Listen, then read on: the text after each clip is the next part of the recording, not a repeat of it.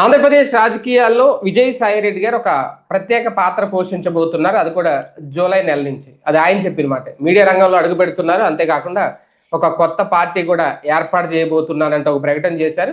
అయితే గతంతో పోలిస్తే ప్రస్తుతం ఆయనలో కనిపిస్తున్న మార్పు ఏంటంటే వైసీపీ కంటే తెలుగుదేశం పార్టీ మీద ఆయన పోరాటం చంద్రబాబు నాయుడు గారి అవినీతి పాలన మీదే అంటూ ఆయన తాజాగా చేసిన వ్యాఖ్యలు కూడా సంచలనం రేపుతున్నాయి. కాకపోతే ఇప్పుడు ఆయన చెప్పినట్టు ఆంధ్రప్రదేశ్లో ఒక మూడో ప్రత్యామ్నాయానికి మూడో పార్టీకి చాలా వ్యాక్యూమ్ ఉంది అని చెప్పుకొస్తున్నారు. నిజంగా ఆ పరిస్థితి ఉందా?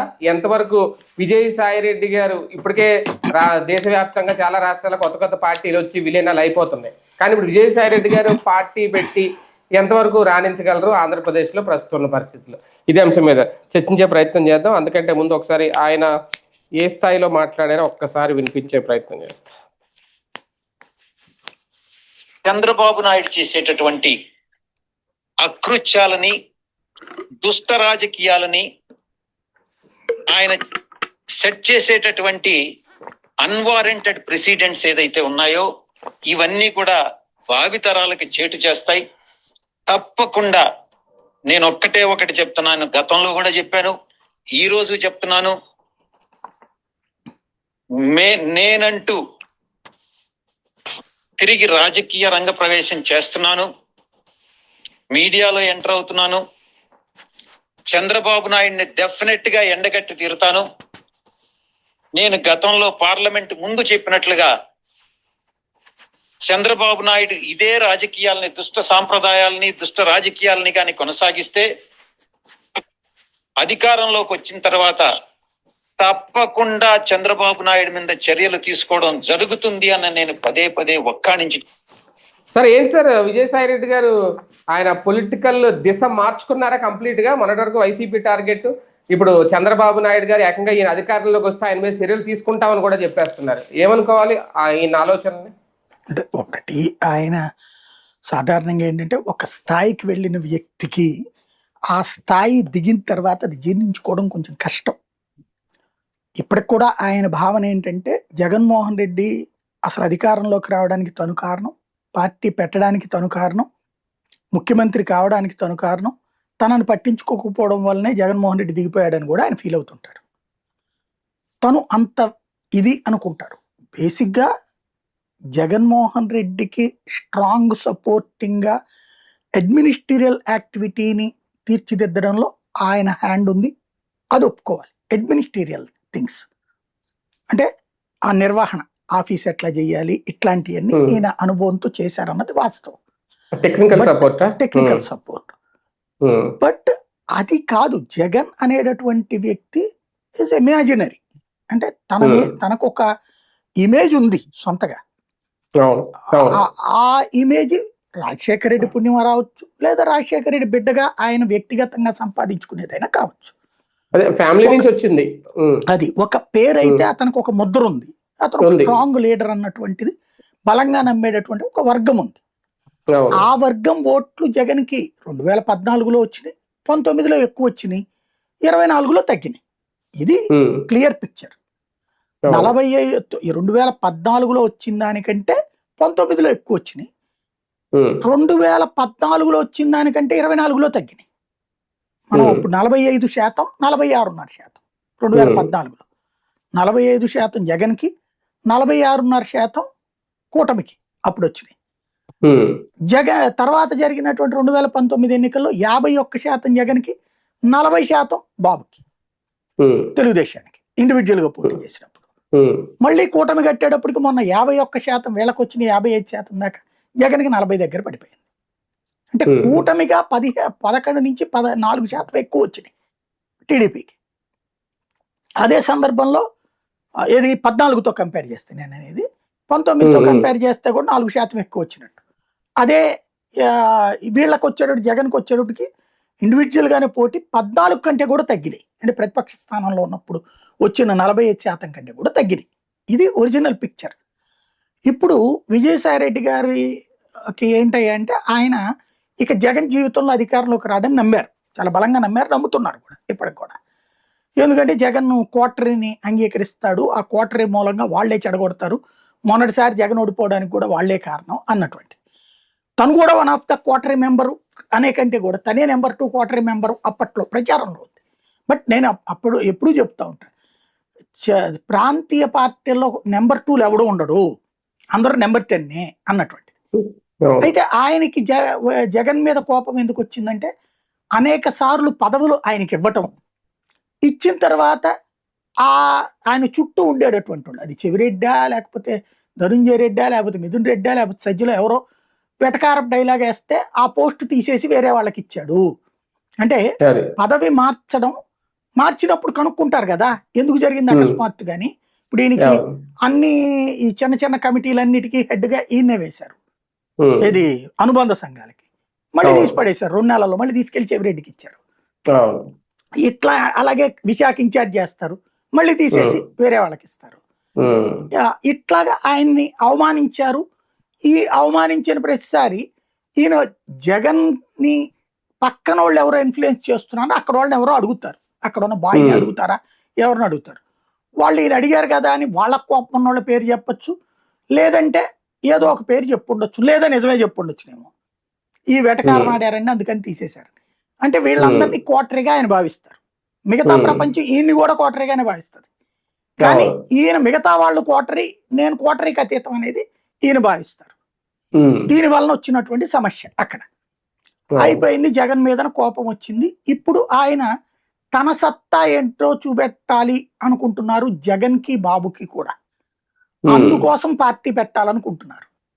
ఒక పార్టీ సర్వైవ్ కావాలంటే, ప్రజల్లోకి వెళ్ళాలంటే ఎవడు పట్టించుకోడు కాబట్టి, మీడియా ఫోకస్ లేకపోతే కష్టం కాబట్టి తనే మీడియా కూడా పెట్టాలనుకుంటున్నారు.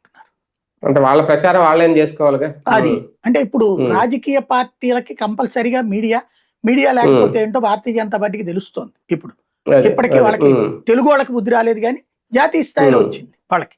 తెలుగు ఛానళ్లలో అయితే, తెలుగు రాష్ట్రాల్లో అయితే బుద్ధి రాలేదు ఇంకా వాళ్ళకి, మిగతా అయితే జరిగిపోయింది. ఇప్పుడు కమ్యూనిస్టులకి మీడియా ఉండే, తెలుగు ఇప్పుడు కమ్యూనిస్టులు అమ్మేశారు అనుకోండి 1990 10 టీవీ, అవి 2 సిపిఐ సిపిఎంలే కదా. పేపర్లు అయితే ఇప్పటికీ ప్రజాశక్తి, విశాలాంధ్ర, తెలంగాణలో కూడా నడుస్తున్నాయి పత్రికలు. టీవీ ఛానల్ పరంగా అయితే కమ్యూనిస్టులు పోయింది. మొన్న కమ్యూనిస్టులు అంత ముందు అవి ఉన్నప్పుడు అంత ఊపు చూపించగలిగారు ప్రచారం. ఇప్పుడు సోషల్ మీడియా వాళ్ళు కూడా ఇన్వాల్వ్ అయ్యారు, సోషల్ మీడియా బాగానే చేస్తున్నారు కమ్యూనిస్టులు. ఇప్పుడు ఈయన ఇంతకుముందు అదాన్ ఈయనదే అంటారు, అంటే అదాన్ సంబంధించినటువంటి డిస్టిలరీస్ ఈయనని చెప్పి ప్రచారం జరిగింది. అది ఎంతవరకు వస్తుందో తెలియదు. అదాన్ డిజిటల్ మీడియా మరి ఈందా కాదో నాకు తెలియదు, ఎందుకంటే దానికి అనుబంధంగానే కనబడింది కదా పేరు. అదాన్ వాస్తవంగా సోషల్ మీడియాలో మంచి ప్లాట్ఫామ్, సక్సెస్ఫుల్ గానే నడిచింది. అది మరి ఏందో కాదో నాకు తెలియదు. అయితే ఈయన గతంలోనే టీవీ ఛానల్ పెట్టడానికి ట్రై చేశారు, అధికారంలో ఉన్నప్పుడే 2019 నుంచి ట్రై చేశారు. మొదట్లో ఒక ఛానల్తో మాట్లాడి ఈయన తరపున ప్రతినిధి వెళ్ళి ఆ ఛానల్ తీసుకున్నారు కూడా, ఇది 2019 ఎన్నికయ్యాక తీసుకుని. కాకపోతే డబ్బులే కట్టలేదు వాళ్ళకి, మేము నడిపిస్తామని తీసుకున్నారు. నడిపించడం అప్పుడు ప్రభుత్వం దగ్గర నుంచి డబ్బులు ఏమైనా వస్తాయంటే, జగను నిజంగా వైసీపీ వాళ్ళు తలుచుకుంటే ఇప్పటికో 100 ఛానల్ పెట్టగలరు, నిర్వహించగలరు కూడా వాళ్ళు. కానీ జగన్ డిస్కరేజ్ చేస్తాడు ఛానల్ అని. సొంత ఒక ఛానల్ చాలు, మనకు ఒక పేపర్ చాలు అంటాడు, సాక్షి పేపర్, సాక్షి టీవీ. లేకపోతే మిథున్ రెడ్డి డబ్బులు పెట్టి పెట్టించలేడా ఛానల్, లేకపోతే చెవిరెడ్డి పెట్టించలేడా, బియ్యపు రెడ్డి, మధుసూదన్ రెడ్డి పెట్టించలేడా? ఎంతమంది దగ్గర లేవు వాళ్ళ దగ్గర డబ్బులు, కుప్పలు తెప్పలు డబ్బులు ఉన్నట్టుంటుండే కదా. 20 కోట్లు పెడితే ఛానల్ వస్తుంది, ఇంకో 50-60 కోట్లు పెడితే 5 ఏళ్ళు నడపచ్చు ఛానల్. ఎందుకని చేయట్లేదు వీళ్ళు? నెలకు ₹1 కోటి ఖర్చు మినిమం వేసుకోవాలి లెక్క, నడిపించుకోవచ్చు కదా ఛానల్. ఎందుకని వీళ్ళు ఎంకరేజ్ చేయట్లేదు అంటే, జగన్ ఎంకరేజ్ చేయకపోబట్టి. ఛానల్ ఉంది కదా అని అతను ఎవరికి ఇది ఇవ్వలేదు కదా పదవులు, జగన్ ఎమ్మెల్యేలో, ఎంపీలో. కాబట్టి జగన్ డిస్కరేజ్ చేస్తూ వచ్చాడు. విజయసాయి రెడ్డి చెప్పినా కూడా జగన్ ఒప్పుకోలే. ప్రభుత్వంలో ఉన్నప్పుడు సపోర్ట్ చేస్తే ఎట్లుంటదంటే, ఇప్పుడు తెలుగుదేశం అధికారంలో ఉంది, ఈనాడు, ఆంధ్రజ్యోతి పేపర్లకి ఎంత అడ్వర్టైజ్మెంట్లు ఇప్పుడు వచ్చినాయి, జగన్ టైంలో ఎంత వచ్చినాయి కనుక్కోండి. లేదు ఈటీవీ, ఏబిఎన్, TV5, మహా టీవీలకి ఇప్పుడు వస్తున్న advertisement support through government, without government కూడా, అంటే బయట తెలుగుదేశం అనుకూలు ఇచ్చే అడ్వర్టైజ్మెంట్లు కానీ జగన్ టైంలో వచ్చింది ఎంత కనుక్కోండి. జగన్ టైంలో వచ్చిన దానికి 3 రెట్లు వస్తుంది ఇప్పుడు. అలాగా అయితే జగన్ అధికారంలో ఉన్నప్పుడు సాక్షికి అడ్డదిడ్డంగా పెట్టాడా? పెట్టల. ఈనాడుతో సమానంగా ఇచ్చాడు, ఈనాడు పేపర్తో సమానంగా. అలాగే ఛానళ్లలో టీవీ9తో సమానంగా ఇచ్చుకున్నాడు. రేటింగ్ పరంగా నెంబర్ 2 ఛానల్ అప్పుడు సాక్షి. ఆ రేంజ్ లోనే ఇచ్చుకున్నాడు, లేదా ఆ సమానంగా ఇచ్చుకుని ఉండొచ్చు. పేపర్ పరంగా ఈనాడుతో సమానమైన సర్క్యులేషన్ ఉంది అప్పుడు సాక్షి, ఆ రేంజ్ లోనే ఇచ్చుకున్నాడు. అప్పనంగా ఇచ్చుకోవాలా. ఇప్పుడు ఇక్కడ అప్పనంగా ఇచ్చుకుంటారు. ఆంధ్రజ్యోతి సర్క్యులేషన్ ఎంత సాక్షితో కంపేర్ చేస్తే? వ్యూవర్షిప్ పరంగా సాక్షి, అదే మహా టీవీ వ్యూవర్షిప్ ఎంత ఉంటుంది సాక్షి వ్యూవర్షిప్ కంటే చూసుకుంటే, లేదా జ్యోతి వ్యూవర్షిప్ కంటే చూసుకుంటే? కానీ ఇక్కడ కావాలనుకుంటే ఇచ్చుకోవచ్చు. ఈవెన్ ఇప్పుడు డిజిటల్ ప్లాట్ఫారాలు కూడా ఈనాడు జ్యోతి వీటికి, లేదా ఇటు మహా టీవీ వీళ్ళవి కూడా సోషల్ మీడియాలో ఇవి పెడతారు కదా, డిజిటల్ ప్లాట్ఫారాలు వార్తలు, వాటికి కూడా అడ్వర్టైజ్మెంట్కి ఏడాదికి 100 కోట్లు పెట్టాడు. ఇప్పుడు ప్రభుత్వం ఇస్తోంది. మీరు అది ఓపెన్ చేయగానే కంపల్సరీగా ఒక యాడ్ కనబడుతుంది అక్కడ ప్రభుత్వం. అది రేపు ఇవాళ ఉంది ఫర్ ఎగ్జాంపుల్, రేపు గూగుల్ డేటా సెంటర్, ఇదిగో ఇంకోటి రెగ్యులర్ గా యాడ్ ఉంటుంది వాళ్ళకి. అంటే డిజిటల్ అడ్వర్టైజ్మెంట్ కూడా నడుస్తుంది అక్కడ. జగన్ వాటన్నిటి దేన్ని పట్టించుకోవాలి. అసలు మీడియా తొక్కిపడేశాడు, జర్నలిస్టులు కూడా తొక్కిపడేశాడు. ఆ దెబ్బే జగన్ కి బాగా తగిలింది. మీడియా ఉంది ఆఫ్టర్ ఆల్ అనేది జగన్ గాని కేసీఆర్ మెంటాలిటీ గాని. మన వల్ల వాళ్ళు బతుకుతారు కానీ వాళ్ళ వల్ల మనం బతికేది ఏంటంటే, చంద్రబాబు గారు మాత్రం వాళ్ళ వల్లనే మనం అధికారంలోకి వస్తుంటాం అనేటటువంటిది, అధికారం లేనప్పుడు వాళ్ళే మనకు సపోర్ట్ అని నమ్ముతారు. అలాగే వాళ్ళే నెత్తిని పెట్టుకోరు, వాళ్ళకి తగిన సపోర్ట్ ఇస్తుంటారు. ఇక్కడ దానివల్ల జగన్ ఆ రోజున ఎంకరేజ్ చేయలేదు. పర్యవసానం విజయసాయి రెడ్డి గారు పెడదాం అనుకున్నది. వాస్తవంగా ఆయన ఒక 4-5 ఛానళ్ళు పెట్టి మంచి నెట్వర్క్ చేద్దాం అనుకున్నారు. డిజిటల్ ప్లాట్ఫామ్ ఇదంతా కూడా మొత్తం ఆగిపోయింది ఆ రోజున. ఇప్పుడు ఆయన పార్టీ పెట్టి, పార్టీతో పాటుగా మీడియా పెట్టి, డిజిటల్ మీడియా పెట్టి ఓవరాల్ గా నడపాలనుకుంటున్నారు. మంచి ఆలోచనే, ఒకదానికొకటి. కాకపోతే ఆయన ఇన్వెస్ట్మెంట్ ఎక్కడి నుంచి? ఎందుకంటే మొన్నటిదాకా ఆయన ఏమనేవాళ్ళు, నాకు ఏ ఆస్తి లేదు, నేను ఎన్నికల్లో కూడా తగలేసుకున్నాను, అప్పులు చేసుకోవాల్సి వచ్చింది, నెల్లూరు నుంచి డైరెక్ట్ గా పోటీ చేయడం వల్ల నాకు నా ఇల్లు అద్దెకు ఉండేటటువంటి తప్పించేమీ లేదు అని చెప్తా ఉంటారు. మరి ఇప్పుడు ఆయనకి ఎవరు పెట్టుబడులు పెడతారు ఈ టైంలో? యాక్చువల్ గా పెట్టకూడదు కదా ఎవరు, ఆయన ప్రతిపక్షంలో ఉన్నప్పుడు. వాస్తవంగా ఆయన ఏంటంటే బీజేపీ వైపుకి వెళ్ళడానికి చూశారు. ఆయన మరి ఒక రకంగా సాహసం చేస్తున్నారు. మంచి వచ్చాడు ఆయనే డిసైడ్ చేసుకోవాలి. ఎందుకంటే కూటమి ఖచ్చితంగా తెలుగుదేశానికి బీజేపీతో నెక్స్ట్ ఎలక్షన్ కూడా అవసరమే. పవన్ కళ్యాణ్ అవసరమైతే ప్రాణాలు అడ్డేసైనా సరే ఆ కూటమిని అట్లాగే ఉంచుతాడు నెక్స్ట్ ఎలక్షన్స్ కూడా. అలా ఉంచేటప్పుడు ఈయన బీజేపీలోకి వెళ్లాల్సిందే కదా. బీజేపీలోకి వెళ్ళాలంటే బాబు గారిని ఏమనకూడదు, బీజేపీ పార్టీలోకి తీసుకోవాలన్నా సరే. పోనీ ఈయన జగన్ దగ్గరికి మళ్ళీ వెళ్తాడా? అలా వెళ్ళడం కోసం ఇదేమన్నా చేస్తున్నారా? అదే కదా, అందుకని బాబుని విమర్శిస్తున్నారా అంటే ఇక్కడ పెద్ద ప్రాబ్లం అవుతుంది. ఇప్పుడు ఈయన కేంద్ర పెద్దలతో టచ్ లో ఉన్నారు కాబట్టి ఈయన జోలికి రావట్లా. వాస్తవంగా మన లిక్కర్ కేసులో అక్యూజ్డ్ గా పెట్టారు కదా ఈయన్ని కూడా. ఈయన అరెస్ట్ చేయలేదే, ఈయన మీద కేసు A5 గా పెట్టారు కానీ ఈయన జైల్లో పెట్టలేదుగా. మిగతా వాళ్ళు 90 రోజులు 150 రోజులు ఉండొచ్చారు కదా. మిథున్ రెడ్డిని కూడా ఉంచారు కదా ఫ్లోర్ లీడర్ గా ఉన్నటువంటి, 60 రోజులేమో. ఈయనకి మరి ఎందుకని ఇంతవరకు పెట్టలేదు అంటే కేంద్ర పెద్దల ఆశీస్సులు ఉండబట్టి. ఇప్పుడు తెలుగుదేశంతో తగవ పెట్టుకుంటే, బాబుతో తగవ పెట్టుకుంటే కేంద్రం ఆశీస్సులు ఎట్టేస్తారు? ఈయన ఎక్కువ విమర్శించే కొద్ది రేపు పొద్దున మీడియా పెట్టి అది పెట్టి ఇది పెట్టి కేంద్రం వాళ్ళు డిజోన్ చేసుకుంటారు. డిజోన్ చేసుకుంటే ఈయనకి మైనస్. లేదా ప్రచారం వీళ్ళు తెలుగుదేశం వాళ్ళ కోపం తెప్పించినట్టు అవుతుంది, విజయసాయి రెడ్డి ఎందుకు వదిలేస్తున్నారు. ఇంకోటి రాష్ట్ర ప్రభుత్వం కక్ష కట్టినా ఏదో ఒకటి చేస్తుంది, దానికి సాక్ష్యం ఇప్పుడు చూస్తున్నాం. కాబట్టి ఒక రకంగా సాహసం చేస్తున్నారు. మరి ఏం చూసుకునేనో నాకు అర్థం కాలేదు. అంటే టీడీపీకి ఎగనెస్ట్ గా వెళ్తున్నారు అనేది అయితే అర్థమైపోయింది ఈ 2 రోజులు. మరి మళ్ళీ ఇద్దరికి వ్యతిరేకంగా, వాస్తవం ఇద్దరికి వ్యతిరేకంగా అంటారు. కాకపోతే ఒకటి నేను ఇంతకుముందు కూడా చెప్పా, మనం డైరెక్ట్ గా బట్టలెప్ప తీసేసుకుని మాట్లాడాక ఇంకా నువ్వు పెట్టే మీడియాకి విశ్వసనీయత ఏముంటది? ప్రాక్టికల్ గా నాది మీడియా పెట్టబోతున్నాను నేను అని చెప్పాక రేపు పొద్దున మేము కరెక్ట్ అండి జెన్యూన్ అండి అని చెప్తే నిజంగా నువ్వు చెప్పినా కూడా జెన్యూన్ ఎవడో నమ్మడం.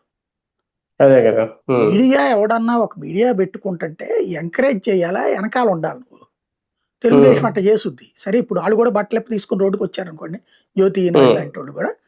ఇదివరకు బట్టలు వాళ్ళు పవిత్రంగా కనిపించేవాళ్ళు, బయటికి పాతివ్రత్యం నటించేవాళ్ళు కనీసం. ఇప్పుడు వాళ్ళు వరి తెగించేశారు సాక్ష్యం చూసుకుని. ఉమ్. ఇప్పుడన్నా కొంతమంది కనీసం ఆ పాతివ్రత్యం నటించే వాళ్ళన్నా కావాలి కదా, అది మిస్ అవుతుంది అనమాట. కానీ ఒకటి సార్ ఇంకో మాట కూడా చెప్పారు, జగన్ గురించి ఎందుకు విమర్శించట్లేదు అనే దానికి ఒకసారి ఆయన ఏం చెప్పారు. మీరు వైఎస్ఆర్సీపీకి ప్రజలు బుద్ధి చెప్పారు, ఒక గుణపాఠం నేర్పించారు. ఆ గుణపాఠం నేర్చుకొని వైఎస్ఆర్సీపీ తన తప్పుల్ని సరిదిద్దుకొని మళ్ళీ తిరిగి అధికారంలోకి రావాలి. అందుకే టీడీపీ వైఎస్ఆర్సీపీ రెండు దొందే, ఏ మాత్రం తేడా లేదు. థర్డ్ ఫోర్స్ కు మాత్రమే ఈ యొక్క రాష్ట్రంలో ఒక వాక్యూమ్ అన్నటువంటిది ఉంది. అది సార్, అంటే తప్పులు సరిదిద్దుకుంటే అధికారంలోకి రావాలి వైసీపీ అని చెప్తున్నారు, మళ్ళీ థర్డ్ ఫోర్స్ కి వ్యాక్యూమ్ ఉంది అంటున్నారు. అంటే వైసీపీకి ఒకవేళ ఈయన పార్టీ పెట్టినా మీడియా పెట్టిన ఏం పెట్టినా వైసీపీకి ఒక సింపథైజర్ గానే ఏమన్నా కొనసాగే అవకాశం ఉంటుందా? అంటే దాంతో పుట్టి పెరిగిన వాడు కాబట్టి, అంటే రాజకీయ పుట్టుక మామూలుగా విడిగా కాదు, రాజకీయ పరంగా వాళ్ళతో ఉన్నారు కాబట్టి ఆ ఫీలింగ్ వస్తుంది. కాబట్టి ఒకటి ఆయన చెప్పిన మాట నిజం, వ్యాక్యూమ్ వాస్తవంగా 2019లోనే వ్యాక్యూమ్ ఉంది. కానీ ఆ వ్యాక్యూమ్ ని ఫుల్ఫిల్ చేయాల్సినటువంటి పవన్ కళ్యాణ్ అకస్మాత్తుగా చివరిలో తను యాంటీ జగన్ అనేటటువంటిది మాత్రమే ఎస్టాబ్లిష్ చేశారు. ఫస్ట్ అధికారంలోకి వచ్చేంత వ్యాక్యూమ్ లేదని ఆయన గమనించాడు. వ్యాక్యూమ్ ఎప్పుడు కూడా అధికారంలోకి వచ్చేంత ఎప్పుడు ఉండదండి. నువ్వు నీకు ఇచ్చిన ఛాయిస్ ని సద్వినియోగం చేసుకుంటే ఆ తర్వాత వస్తుంది నీకు. అన్నా తమ్ములు ఇద్దరూ చేసిన తప్పు ఏంటంటే వ్యాక్యూమ్ ని క్యాష్ చేసుకోవడం ప్రారంభించారు, పబ్లిక్ వీళ్ళని ఆ గ్యాప్ లో యాక్సెప్ట్ చేశారు. బీజేపీ చేసిన తప్పుని ఈ అన్నా తమ్ములు చేశారు. 1998లో వ్యాక్యూమ్ ఉంది, వ్యాక్యూమ్ ఉంది కాబట్టినే 18% ఓట్లు బీజేపీకి వేశారు. కానీ బీజేపీ తెలుగుదేశంతో పొత్తు పెట్టుకుని ఆ వ్యాక్యూమ్ ని తనంతట తాను నాశనం చేసుకుంది. అయినా సరే పబ్లిక్ మూడవ ప్రత్యామ్నాయం కావాలని కోరుకున్న 18% మంది పబ్లిక్ చిరంజీవిని 2009లో తీసుకున్నారు. ఈయన తీసుకెళ్లి కాంగ్రెస్ లో విలనం చేసి ఆ వ్యాక్యూమ్ నాశనం చేశాడు. మళ్ళీ ఆ వ్యాక్యూమ్ 2019లో వచ్చింది, 2009లో వచ్చింది. ఇదే 9లో అక్కడ ఇద్దరు అటు పక్కనేమో కేసీఆర్ వెళ్ళి అటు కలిసిపోయి, ఈయనేమో 9 తర్వాత 9లో, అందుకని ఈయనకి ఇచ్చారు ఆ ఛాయిస్ చిరంజీవి. ఆయన తీసుకెళ్లి కాంగ్రెస్ తో కలిపి మళ్ళీ పబ్లిక్ నమ్మకాన్ని వమ్ము చేశారు. ఇప్పుడు మళ్ళీ 19లో వచ్చినప్పుడు పవన్ కళ్యాణ్ మొదట ఎట్లయితే తెలుగుదేశానికి అగనెస్ట్, గవర్నమెంట్ కి అగనెస్ట్ కొన్నాడో, జగన్ కి అగనెస్ట్ కొన్నాడో అంతవరకు ఉంటే బాగుండేది. చివరిలో ఏం చేశాడు, తన పార్టీ కార్యకర్తలు నాయకులకు కూడా ఎమ్మెల్యే సీట్లు ఇవ్వాల, టీడీపీ వాళ్ళకి బీఫారాలు ఇచ్చి పడేశాడు. పైగా జగన్ అధికారంలోకి రాని అన్నాడు. అధికారంలో ఉన్నోడికి వ్యతిరేకంగా నువ్వు పార్టీ పెట్టి ప్రతిపక్షం వాడిని అధికారంలోకి రానినంటే ఏం సంకేతం వెళ్ళింది? అదే కదా, అవతలోడి మనిషి, అవతలోడి వదిలిన బాణం అన్న ఫీలింగ్ వచ్చింది. పబ్లిక్ అన్నకి వచ్చిన ఓట్లలో సగం కూడా 18% అన్నకు వస్తే చివరికి ఈయనకి 6% కూడా రాలేదు కదా.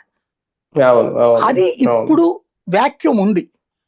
ఎందుకంటే అలాగని వ్యాక్యూమ్ 30-40% ఉండదు. తటస్థ ఓటర్ ముందు 18% ఉంటారు. 15 నుంచి 18% మన రాష్ట్రంలో, ఉమ్మడి రాష్ట్రంలో కానీ ఇప్పటికి కానీ తటస్థ ఓటర్ ఉంటాడు. ఈ 15-18%కి ఎప్పుడు యాడ్ అవుతారు? ఇతను తృతీయ ప్రత్యామ్నాయం కరెక్ట్ అనుకుంటే, ఇతను గెలవగలడు, ఈ పార్టీ గెలవగలదు అనుకుంటే.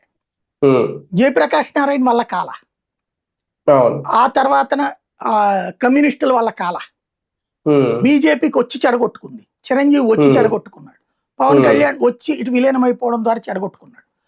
కానీ మన దౌర్భాగ్యం ఏంటంటే ఇప్పుడు ఈ వ్యాక్యూమ్ అందుకోవడానికి ఇప్పుడు ఆయన ఎవరు, బీసీవై పార్టీ ఒకటి పెట్టారు, తర్వాత విజయసాయి రెడ్డి గారు ఒక పార్టీ, తర్వాత ఇంకొక ఆయన కూడా విజయ్ కుమార్ ఎవరో ఉన్నారు కదా, IAS, ఆయన ఒక పార్టీ, ఏబి వెంకటేశ్వరరావు గారు ఒక పార్టీ. వీళ్ళందరూ వ్యక్తులుగా పెద్ద మనుషులే తప్పించి వీళ్ళు ఒక మాస్ లీడర్ కాదు. మనకి ఆంధ్రాలో సరిగ్గా చెప్పాలంటే 60% మంది చదువుకున్న వాళ్ళు ఉన్నారు, 40% మంది చదువు రాని వాళ్ళు ఉన్నారు. ఈ 60% చదువుకున్న వాళ్ళలో 30% మంది ఇతర రాష్ట్రాల్లోనూ ఇతర దేశాల్లోనే బతుకుతారు.